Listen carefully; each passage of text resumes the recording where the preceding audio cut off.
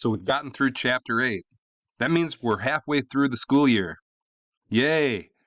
All right, now that we've celebrated a little bit, chapter 8 is all about revolutions. Now, revolutions take the form, there's political revolutions, social revolutions, but at a very simple level, revolution is when people get rid of the old way of doing things and replace it with something different. Now, there's a risk. When you change the way things are, you disrupt the status quo, things could end better, things could end worse, things can remain the same.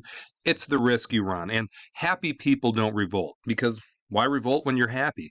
Unhappy, oppressed people revolt. So hopefully over the last couple of weeks you remember the following revolutions. Now the American Revolution, I know you learned about it in 8th grade, but the American Revolution is bigger just than our own personal history. The American Revolution showed the world that a group of colonists can stand against the strongest army in the world and win. Now, it was a tough road. It was 8 years, but eventually America got the autonomy. And again, it was predicated on taxation without representation, that the British were taking American taxes without giving America governmental representation. Okay?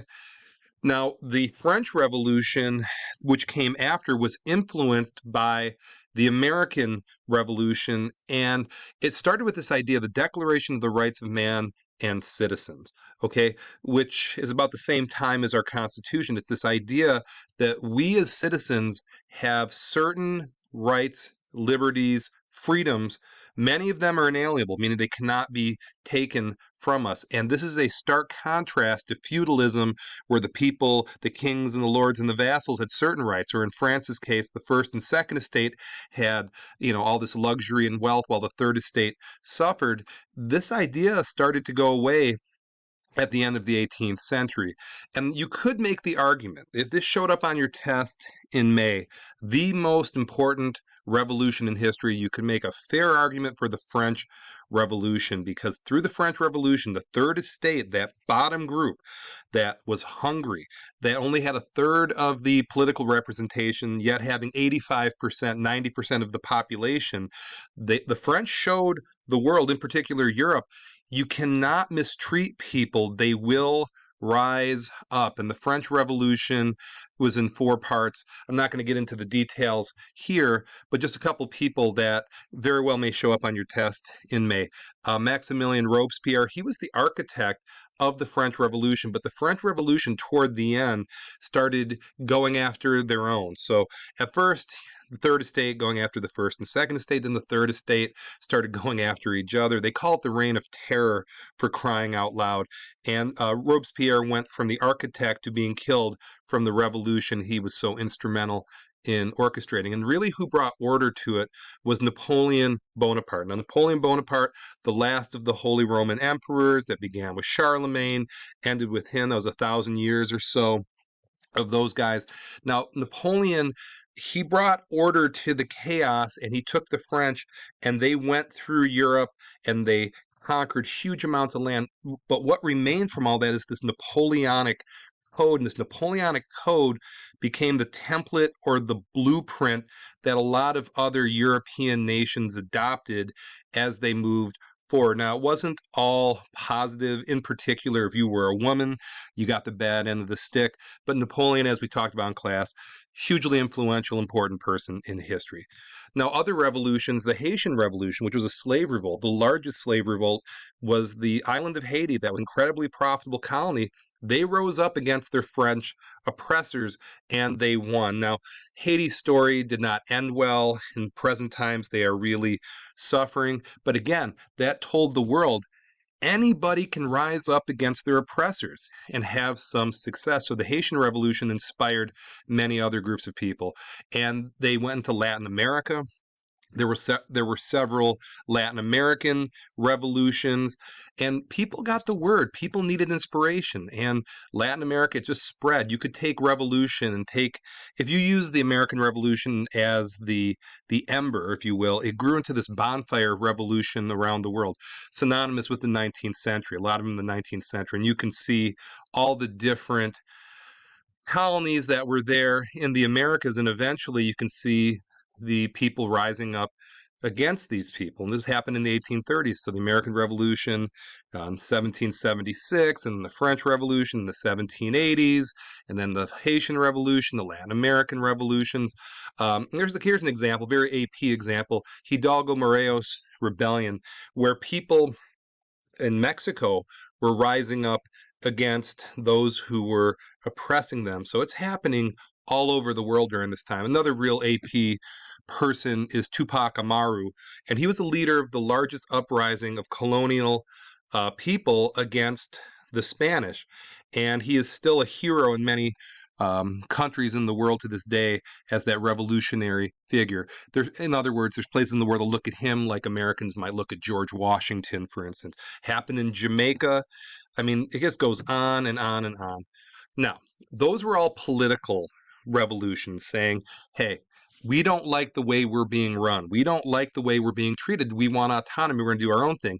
But revolution can be in ways of thinking, ways of doing things. And abolitionism is the elimination of slavery. And if you look at this map here, you can see these orangey and yellow colors. That's when the majority of abolitionist movements kicked in. Now, there's a debate. Was it out of human decency and the realization that slavery is an evil institution? Or was it that, the Industrial Revolution kicked in, we can use machines instead of people? Or it's a combination. In American history, that book, Uncle Tom's Cabin by Harriet Beecher Stowe, that inspired people.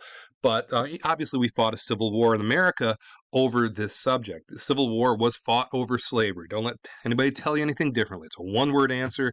But you can see abolitionism happens all over the world. That's a revolution. We used to enslave people. Now we don't enslave people. Now, what coincided with this idea of nationalism, this concept of yourself as being part of a broader nation. And this is a controversial topic. Are there good aspects to it? Sure. Are there bad aspects to it? Sure.